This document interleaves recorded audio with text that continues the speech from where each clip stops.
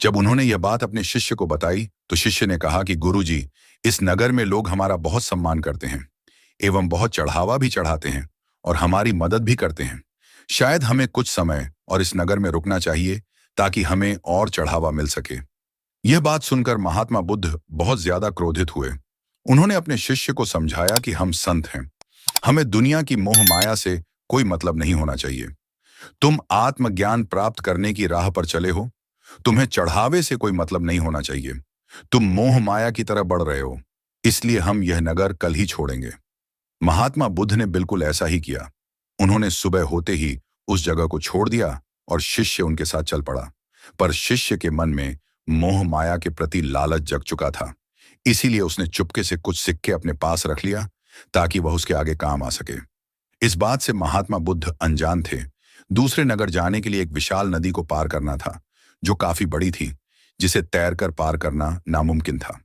परंतु वहां एक नाव चलाने वाला व्यक्ति था, जिसका कार्य था कि वह लोगों को नदी के उस पार छोड़ता था। वह बोला, मैं आपको नदी के उस पार छोड़ने के 2 सिक्के लूंगा।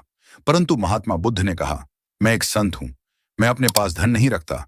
परंतु वह व्यक्ति उसने कहा, मैं अपने परिवार को पालने के लिए काम करता हूं। यदि मैं अपने धंधे से समझौता कर लूंगा तो अपने परिवार को क्या खिलाऊंगा? इसलिए उसने महात्मा बुद्ध को फ्री में नदी पार नहीं कराई। पूरे दिन महात्मा बुद्ध इंतजार करते रहे कि नाव वाले व्यक्ति का दिल पिघल जाए या तो कोई शिष्य आ जाए, परंतु ऐसा बिल्कुल भी नहीं हुआ।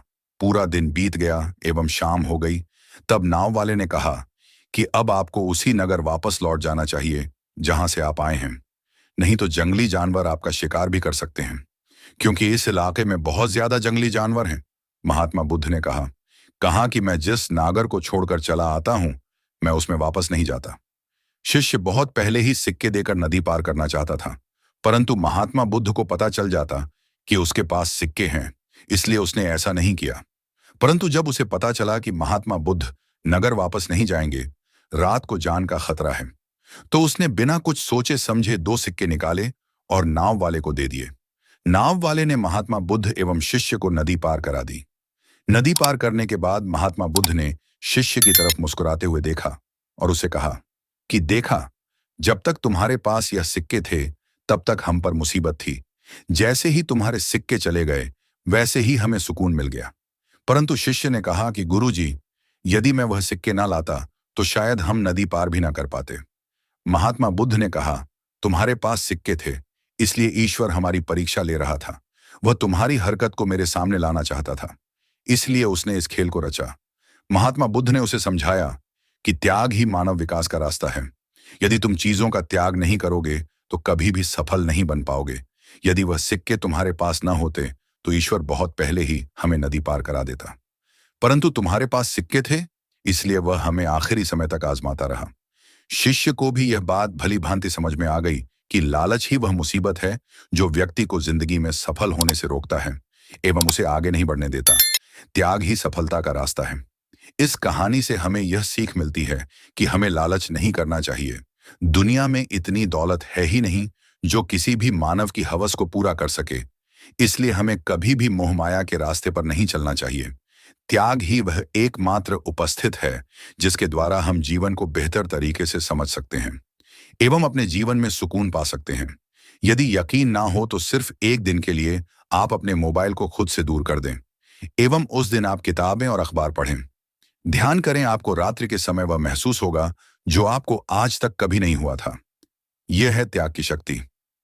एक बार महात्मा बुद्ध सभी शिष्यों को आश्रम में प्रवचन दे रहे थे कि हमें मोहमाया में नहीं पड़ना चाहिए और शांति का जीवन जीना चाहिए, क्योंकि कुछ भी हमारे साथ नहीं जाएगा। कोई कितना भी प्रयास कर ले, प्रत्येक व्यक्ति को खाली हाथ जाना है। उन्होंने शिष्यों को यह प्रवचन सही से समझाने के लिए एक कहानी का सहारा लिया और उन्होंने कहानी सुनानी शुरू करी। एक नगर काफी ज्यादा गरीबी से गुजर रहा था, क्योंकि उस नगर का राजा स्वयं की खुशी के लिए शाही खजाने को बढ़ाता जा रहा था, जिसके लिए वह लोगों पर अनेक प्रकार के कर लगता रहता था, जिससे जनता के बुरे हाल थे। परंतु राजा को प्रजा से कोई मतलब नहीं था। वह बस किसी प्रकार से अपने शाही खजाने को डबल करना चाहता था। जनता के बुरे हाल थे और नगर में प्रशासन बुरी तरह बिगड़ चुका था। नगर में बहुत ज्यादा चोरियां होने लगी थीं, क्योंकि लोगों के पास रोजगार नहीं था और उन्हें पेट भरने के लिए चोरी करनी पड़ती थी। इस प्रकार नगर में रहना भी एक कठिन कार्य हो गया था। उस नगर के बाहर एक महान ज्ञानी तपस्या किया करता था, जिसका लोग बहुत ही ज्यादा आदर किया करते थे।